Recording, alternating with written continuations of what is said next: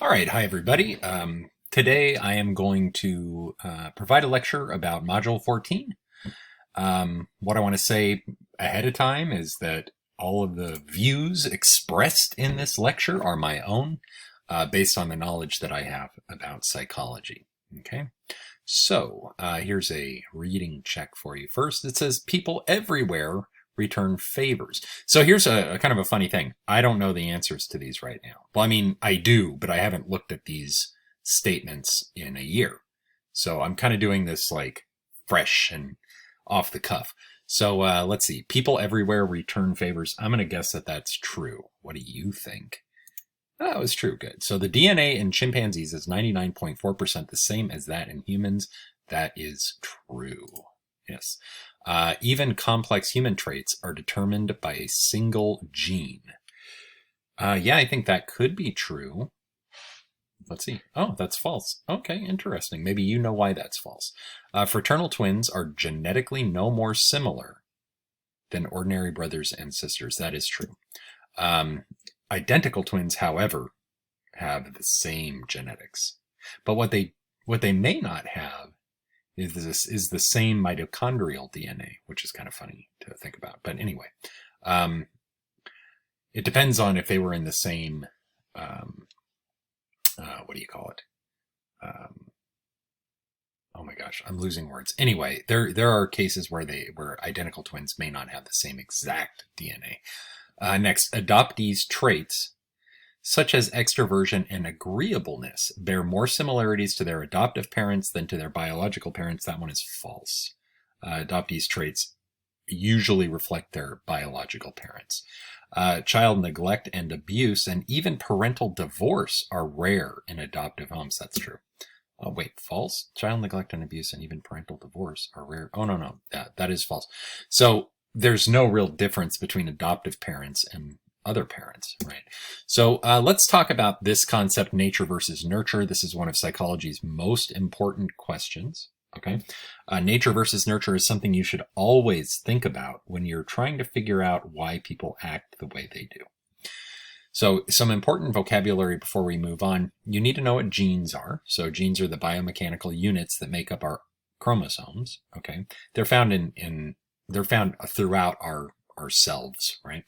Genotype is the set of genes we're born with. Phenotype is the way those genes are expressed physically. Okay, so you can observe phenotypes. So if you have green eyes, that's a phenotype of a gene that produces green eyes. Environment, so every external influence.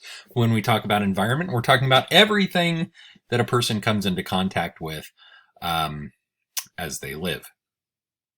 And personality is a person's characteristic pattern of thinking, feeling, and acting. Okay, so these are all interrelated in different ways, and we'll talk about some of those ways today.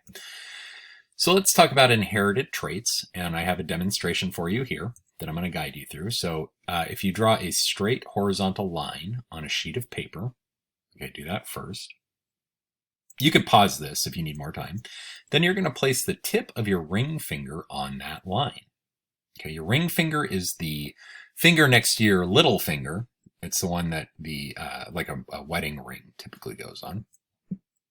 That one, right? It looks like a different finger, but it's not. That's your, ring finger. Note whether the tip of your forefinger also reaches the line. Your forefinger is also called your index finger or your pointer finger. Okay.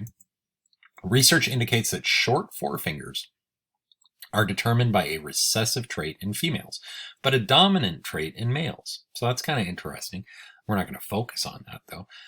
Therefore, a higher percentage of males should have shorter forefingers. And if we were in class together right now, I would have everybody who has a shorter forefinger raise their hand. And you would see that the majority would be males. If we had a class that was like 50% female, 50% male. Another thing you can do is interlock your hands and fingers. Which thumb is on top? Okay, so when I do this, I'm just like putting my fingers, through my other fingers, and my right thumb is on top. Okay, which is on top for you? Now switch position, so the opposite thumb is on top, and oh my gosh, that feels so weird, right? It doesn't feel right. Okay, So it's not a learned preference. This is actually a preference that you're born with. It's determined by your genes. Practice and experience have no effect. So here's my question, right? So what if you're holding hands with somebody and you both have the same preference? Someone's going to be a little bit uncomfortable. So nature versus nurture. One thing that I like to ask is this. How many of these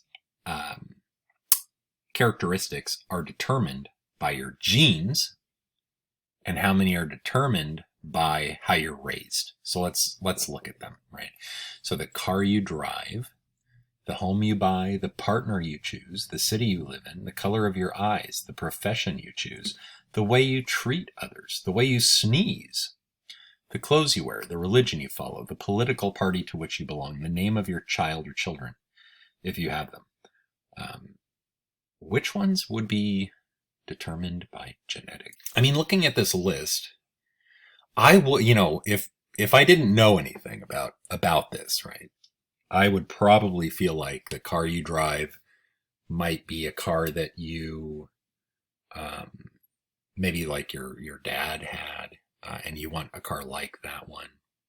The home you buy, maybe you want to buy a home that's like the home you grew up in. The partner you choose, sometimes we think we choose people that are kind of reflections of ourselves. So, sometimes if we choose a person, maybe we're basing it on something that we have encountered in our life at some point, which would say it's not genetics, right? The city you live in, I mean, I would think that that's more circumstantial, right? But here's the thing. A lot of these are actually probably determined by your genes, including the car you drive, including the name of your child or children. And I'll explain why as this goes on. This is actually one of my favorite subject areas in psychology. I know I say that a lot, but it's true. Okay. So here's the difference between identical and fraternal twins. Placenta was the thing I was looking for earlier. Anyway, the name I was looking for earlier. So the difference between identical and fraternal twins is that identical twins share the same placenta. They're in separate amniotic sacs, and they come from one egg and one sperm, whereas fraternal twins come from 2 eggs and 2 sperms. It's just like, it's kind of like a coincidence that these 2 eggs are fertilized at once, right? Like that's the fraternal twin situation there. So they have separate placentas, separate amniotic sacs. They're separate people within the same womb, right? But they're not sharing a similar placenta. They do not share genes.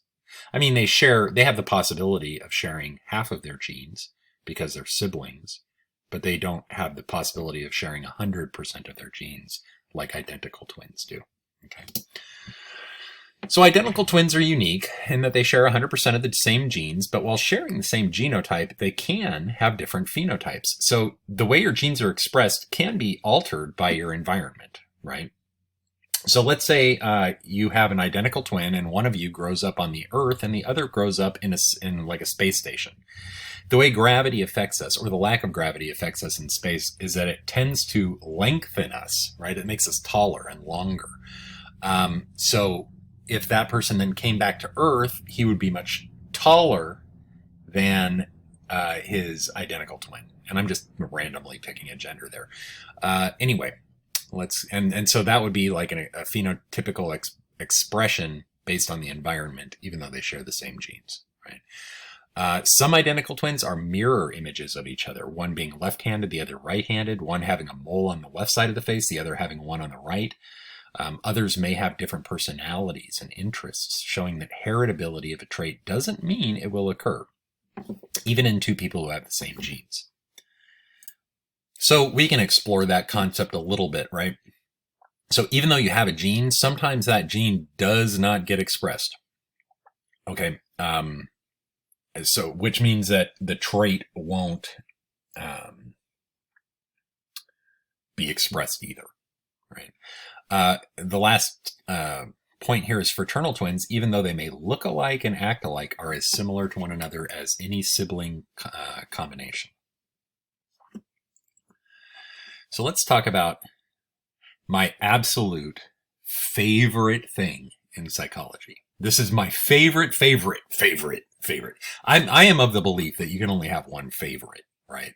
So if you say, like, what's your favorite flavor of ice cream?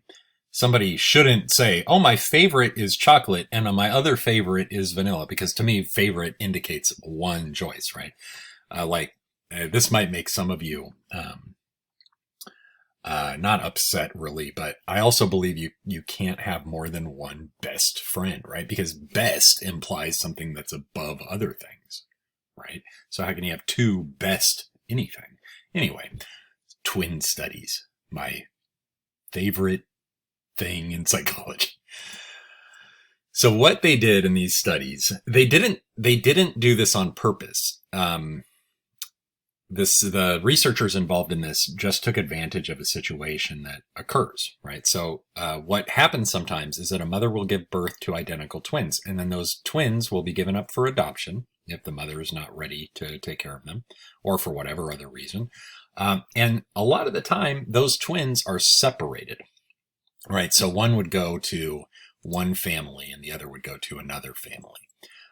They may be separated and taken to different parts of the country or even parts of the world, right? So basically, you have this situation where you have identical twins, so they share the exact same genes, and they're being raised in different households, right, by different parents. So this is a way for scientists to examine what is affected by genetics and what is affected by upbringing, nature versus nurture. Because what you would imagine is that the differences between the two twins, identical twins, would be attributable to the way they're raised, right? And the similarities between the identical twins, we can imagine, are caused by their shared genetics, okay?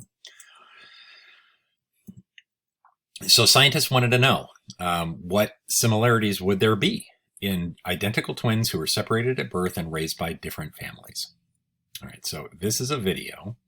And I'm going to skip part of this because the math is not actually correct in part of this. So I'm going to go forward a little bit. So what I want you to see in this is an example of, this is probably the most famous example of a twin study. And it's about the two Jims. Okay, so watch this, listen closely. I hope this works. Anyway, here we go. Wait, is my volume down? Is the volume on this down? What's going on? Oh, yeah, the volume on this, it's not down. What's happening here? Hold on. Jim twins. Meet Jim Lewis and Jim Springer. They have different surnames and they don't look much alike, but they are identical twins. The Jims were separated as babies and were reunited when they were 39 years old. It was a very good, warm feeling, you know. It's like you had something a favorite of yours and you lost it and you had to have it, you know. Sorry, that was an accidental pause. And you finally found it. It's a good feeling to find that thing. Well, that's what it was with Jim. Words came really say. When the Jims met for the first time, they discovered that their lives were peppered with bizarre coincidences. My first wife's name was Linda. My first wife's name was Linda. I divorced Linda and married Betty. And then my second wife's name was Betty. And now I'm married to Sandy. Well, she's kind of leery that because hopes I don't ever come across her a Sandy. I got interested in woodwork because my father, he was always doing woodwork. I've been doing woodworking for quite a long time. Okay, so some of this might seem coincidental. They just happen to marry women who have the same first name, and then they both get divorced, and then they marry another woman who has the same first name, right? Maybe that's just coincidence. I could chalk it up to that. They both like to work with wood. Okay.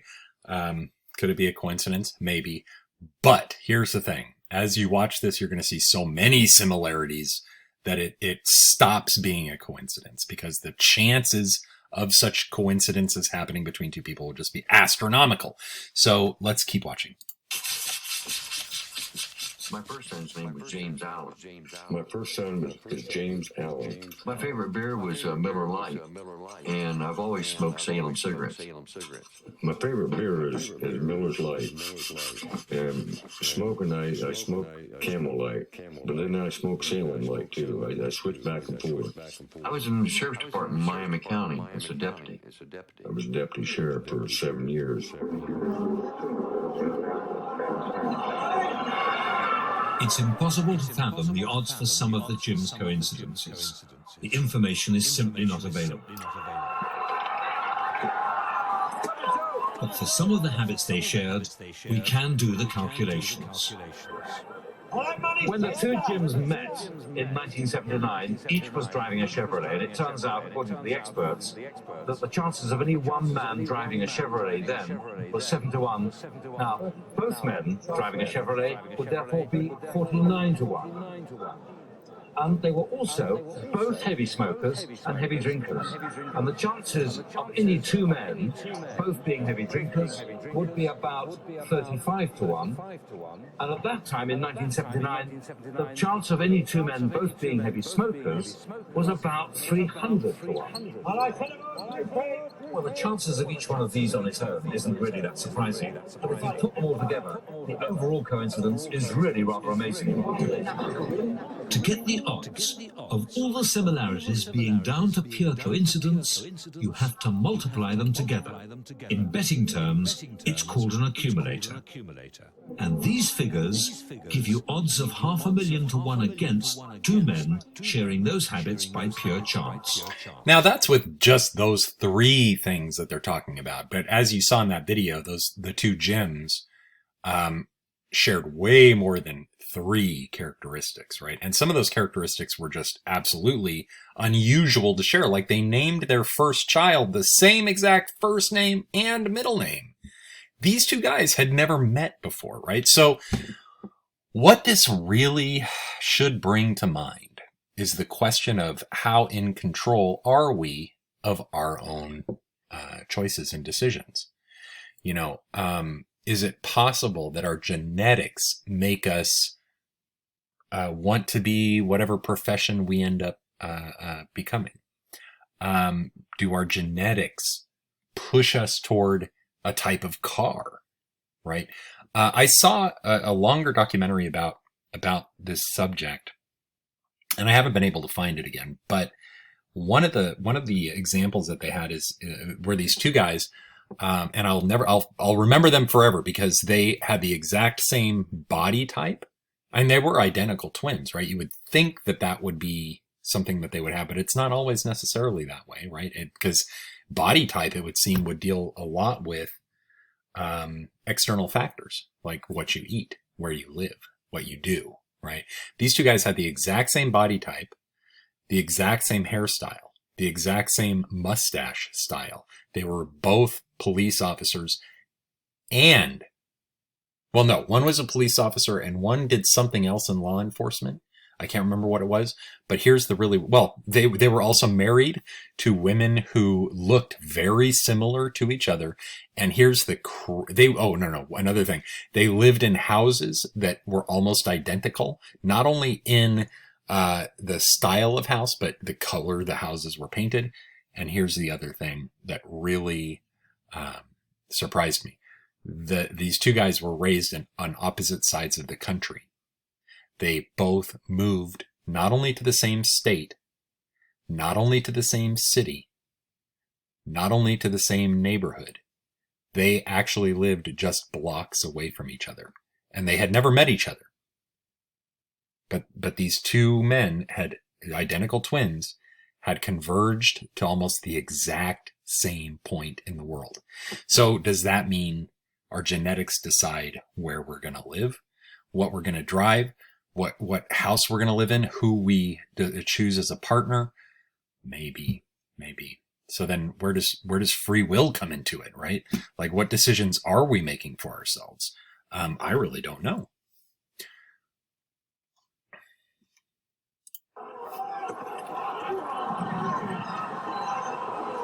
Same sort of odds I might get here on any one dog winning every race till the till end the of the season. It would be impossible for it to win 50 races. And if you think it could win 50 races, I would offer you $500,000 to win. Has that never happened? It's never happened. No, it's never happened. And it never will happen. Same with sex. You know, it would be completely simple. If you take any two people and look hard enough, you'll always find some similarities. But the two Jims are so alike, despite being brought up by different parents in different homes, that it's hard to escape the thought that they've been shaped by forces deeper and ultimately more important than just their home environment. Psychologist Tom Bouchard has met more separated twins than anyone else in the world, but the Jims were his first. They kicked off a 20-year study that's changing the way we think about being human. First week we was there, we answered 10,000 questions, true or false, or multiple cases. We look at their hobbies, the jobs they've held, their personality traits, their abilities. We took photos of her ears, of her eyes, and they took her fingerprints. Their height, their weight, their brain waves. The twins' IQ and personality profile was strikingly similar. It was as if they had tested the same person twice. The very first morning we started to work with them, one of the twins put his hand on the table, and I noticed that he bit his nails. I remember saying to myself, isn't that interesting? Wouldn't it be interesting if his twin brother bit his nails? And as I was thinking that, his twin brother put his hand on the table, and sure enough, they were both nail biters. And I said, that's not on any psychological test or any psychological characteristic. Okay, so I'm going to stop the video there. It goes on for a while longer, as you might be able to see from this bar down here. You can look up on YouTube things like twin studies, and you'll find similar videos. The Minnesota twin studies, especially if you type that in, you'll find some information. So, I was thinking about this a lot. And I was thinking about my own genetics. And I was trying to determine whether or not the choices that I've made in my life were affected by my genes, or if they were affected more by how I was raised, right? So one thing I looked at was my profession. So I was a teacher, as you know. And I was thinking about my mom. She, I think, graduated high school and took some classes at the local community college. And she didn't go much further in her education. There was my dad, who, before he was 18, was given the choice of either going to jail or joining the Navy. He was a troubled kid. So I don't believe my dad graduated from high school. He chose the Navy, by the way, and he was at the top of his class in radar school, which is pretty cool. He was a very smart guy, but neither of them were teachers. And so I thought, well, how likely is it that I'm a teacher because of my genes if neither of my parents were teachers? And I was talking to my mom about it, and I told her, we don't really have any teachers in the family, right? And she's like, what are you talking about? Your grandfather was a music teacher at high school. And I thought, oh, well, there you go. High school teacher, directly related to me, just one generation apart from my parents, right? Then I found out my great uncle was a professor. So I've had teachers. And then I think about my mom, and she would have been a great teacher if she had the opportunity. And my dad loved teaching things to people. So, maybe that is part of my genetics. So if we revisit this, how much could be nature? How much could be nurture? How much is genes? How much is the way you're raised? Probably more of this is due to your genetics than not. And that's kind of an interesting thing. So let's talk about genetic predispositions versus genetic guarantees, right? So let's see. And let's talk about epigenetics as well, because epigenetics are interesting. So genes in the environment. Can your genes influence your environment? Let's think about that again. Can your genes influence the world around you. Research suggests that people who are judged as attractive physically, which is, determined by your genes, are more likely to get a job or a promotion over those judged as less attractive. So there you go. Genes can influence your environment. We can also talk about difficult babies, right? Difficult babies. That sounds really funny, difficult babies.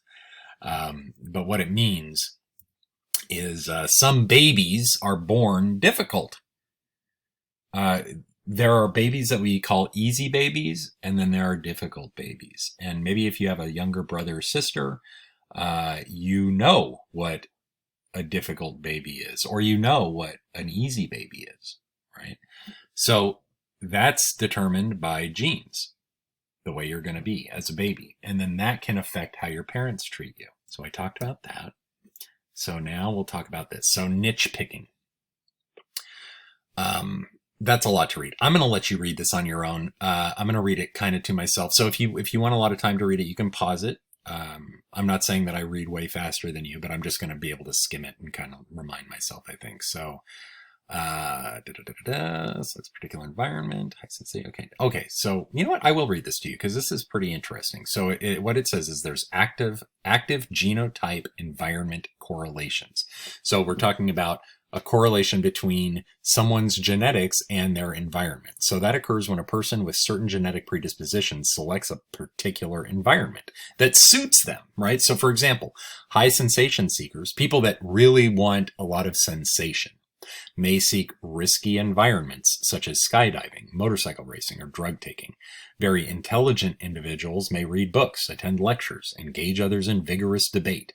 So this is kind of saying that our genes can lead us to an environment that suits our genes, right? So this active selection of environments has been called niche picking.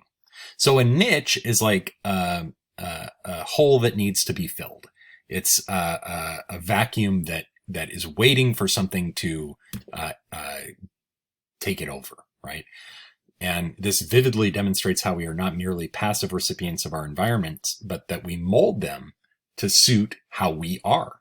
Then we also have negative genotype environment correlations, and these occur when specific genetic predispositions are discouraged. For example, parents of very active children may try to get them to calm down, while parents of more passive children may try to foster liveliness, right? So this also works in examples of introverts and extroverts, right? Extroverts are often told to quiet down by their teachers, for instance, and introverts are often told to speak up when they're not talking very much, right? So those would be negative genotype environment correlations. Whew, this is a lot. So passive genotype environment correlations. Let's think about what that could mean. I'm not going to read it yet. I will read it to you, but I'm just going to kind of try to figure it out for myself. Even though I've been exposed to this material before, sometimes it's fun to try to figure out from the name of it what it means. So passive would mean that they're not in control of it, that it's happening to them. They're not actively searching it out. So passive, okay, so there's some environmental thing that's not under the control of the person, but it does have something to do with their genes. So let's read what it is. So this occurs when parents provide both genes and the environment to children, okay? But children have done nothing to elicit their parents' response. For example, parents who are highly articulate may pass on those genes to their child. The parents, because of their high verbal language ability, may buy a lot of books.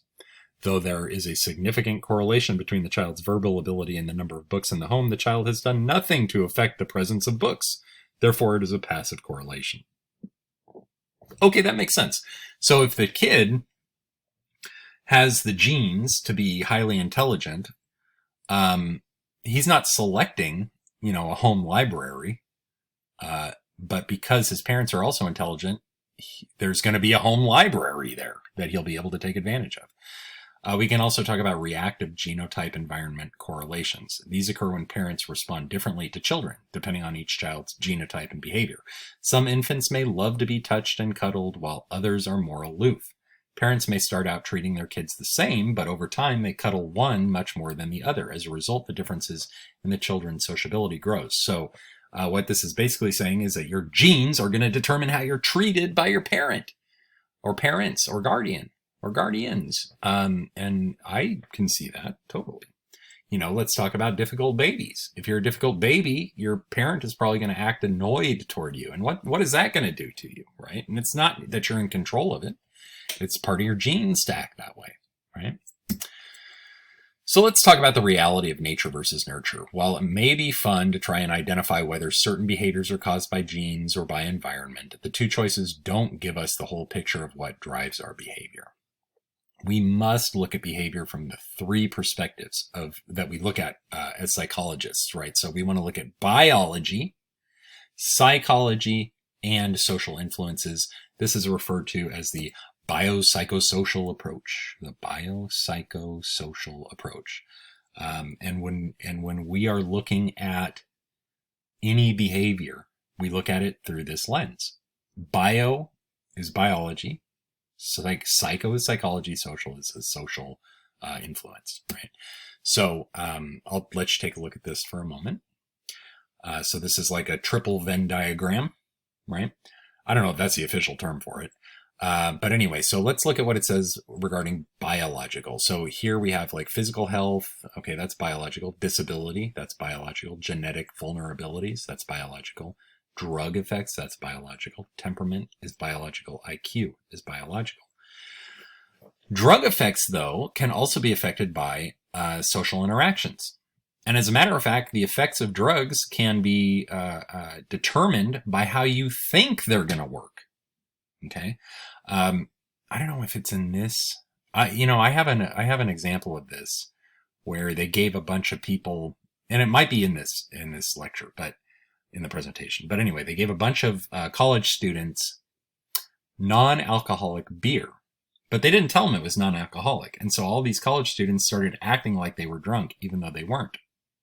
So the effects of that drug, alcohol is a drug, was determined by their expectations of it, which has to do with their social interactions, right? But drug effects can also be affected by biology, right?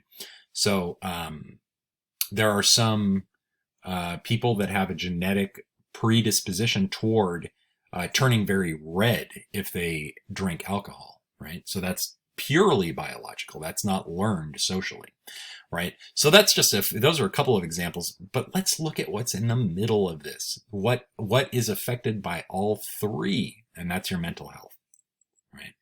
Your mental health is biological, it's psychological, and it's social.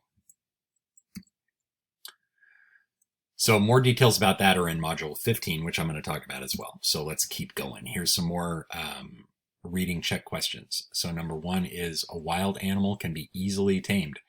I know that's not true. No way. False. Yeah. I tried to tame a raccoon once. It didn't work. I'm just kidding. I didn't. I did try to tame a black widow spider, and I got scared, and I placed it nicely back in my backyard. But anyway, I kept it as a pet for a while, but it was angry with me. Number 2, after a catastrophe that left only Icelanders and Kenyans as survivors, the world would experience a drastic reduction in genetic diversity. That one is false. There would still be plenty of genetic diversity between those two groups of people. Number 3, women are less choosy when it comes to picking mates. They seek mates who are most likely to help them have children. That's going to be false. Because, well, you'll learn about it in the chapter that you're reading, and I might talk about it in this lecture, so I'm not going to talk about it too much right now. Number 4, changing gender roles have led to brute strength being less important than having power or status in a society. That is true. People with religious faith never believe that evolution is correct. That is false. There are plenty of religious people who understand that evolution is a fact. It's kind of a law of nature. And so, yeah, that one's false. So let's talk about evolutionary psychology.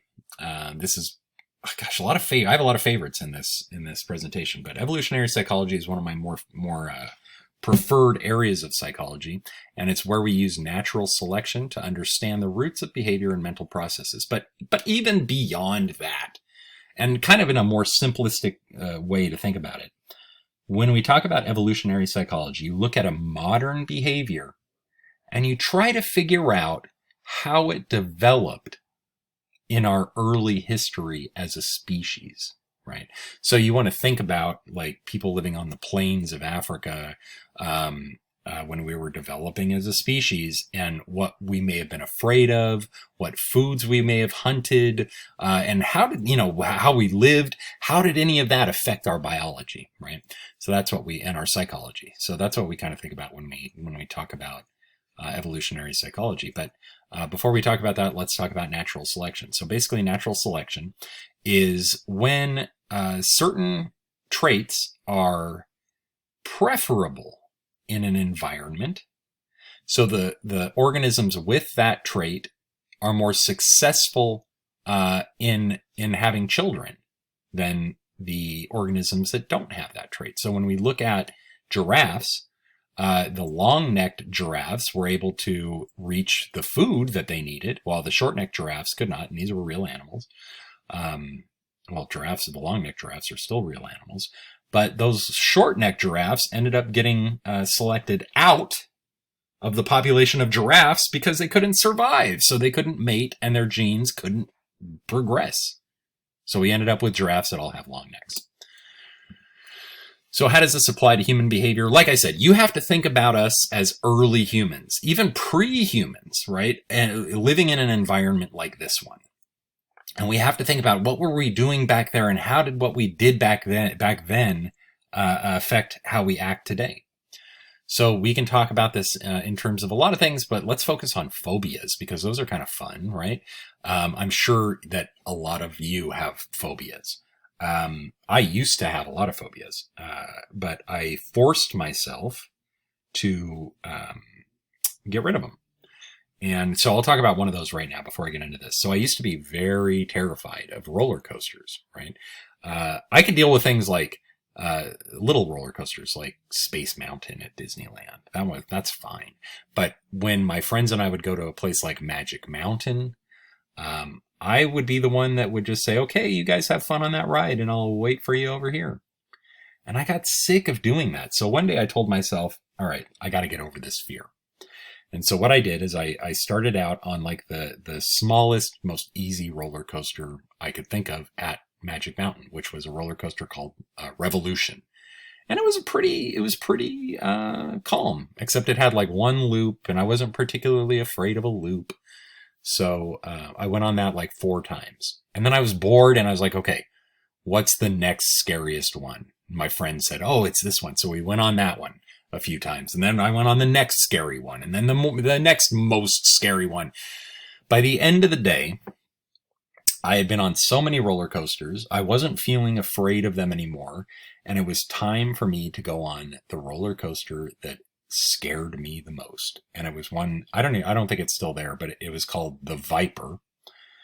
And I had seen this thing since I was a kid. And I was doing this when I was in college, right? I was getting over my fear of roller coasters in college. And even after spending the whole day going on different roller coasters, I was still scared of the Viper. But I went on it, and it was scary.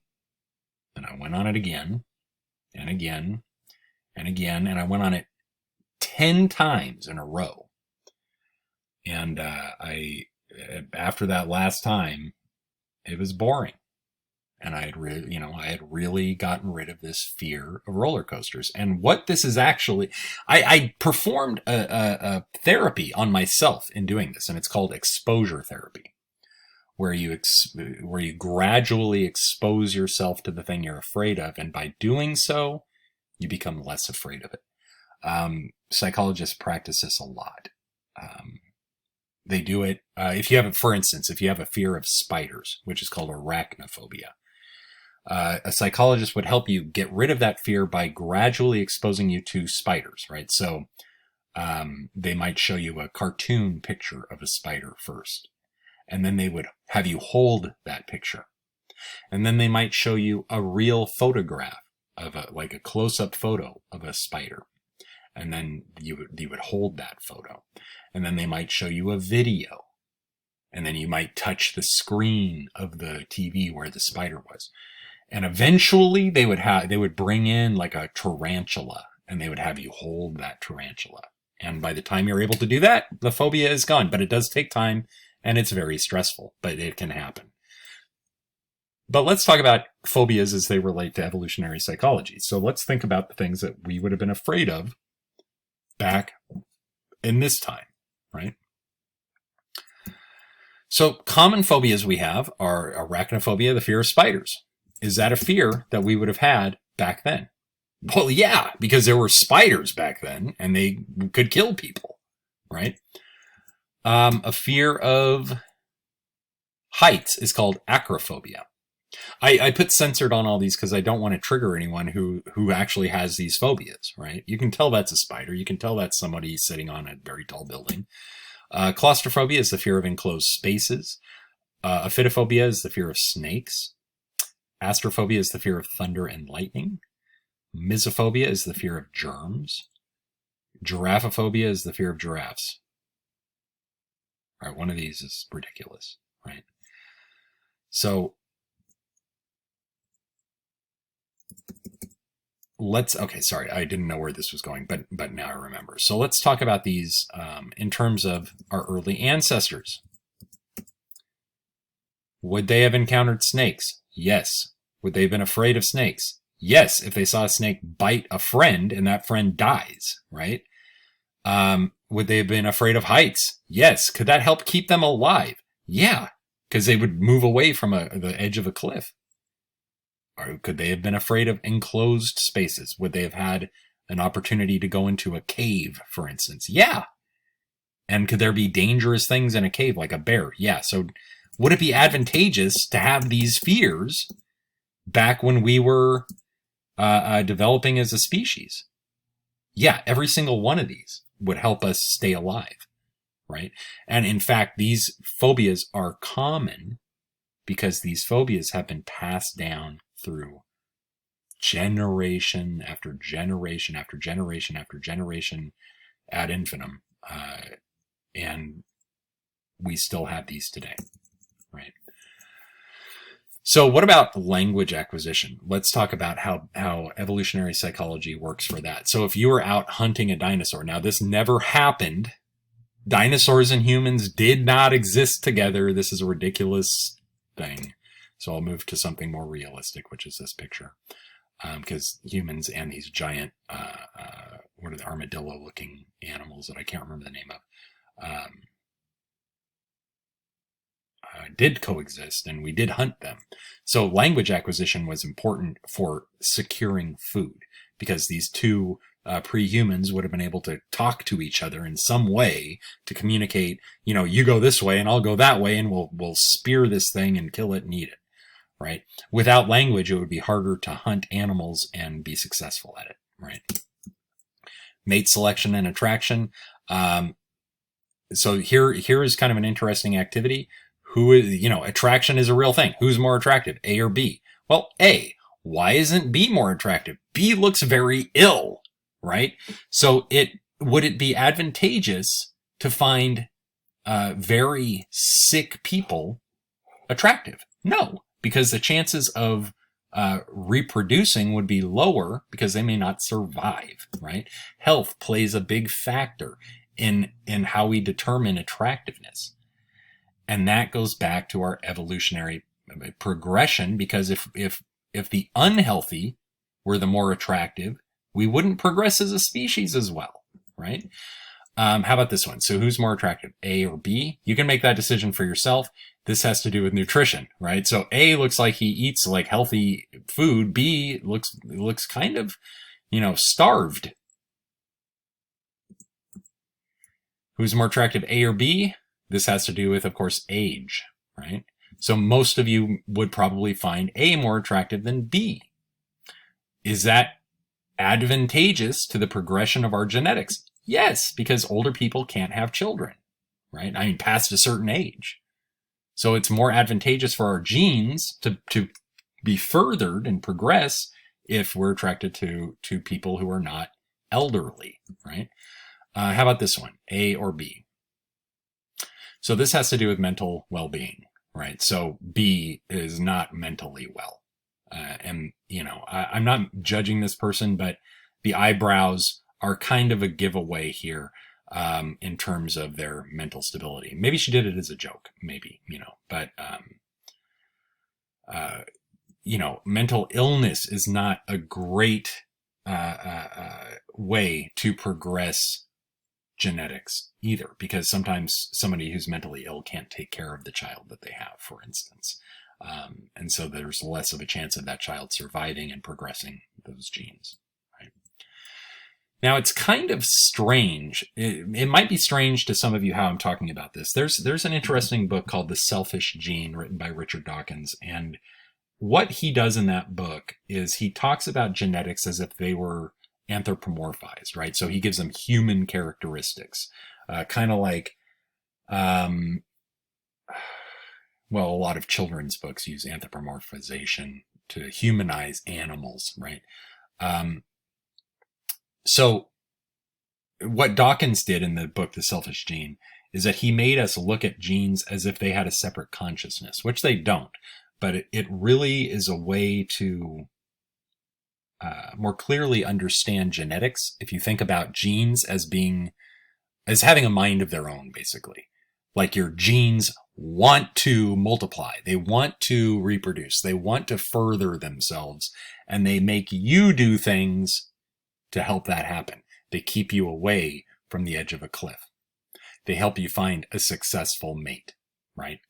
But the reality of evolutionary psychology is this. It's an interesting lens through which we can look at our behavior. It does not necessarily apply to everything, but it is extremely effective in describing the root cause of behaviors that are generally common to humans. Okay.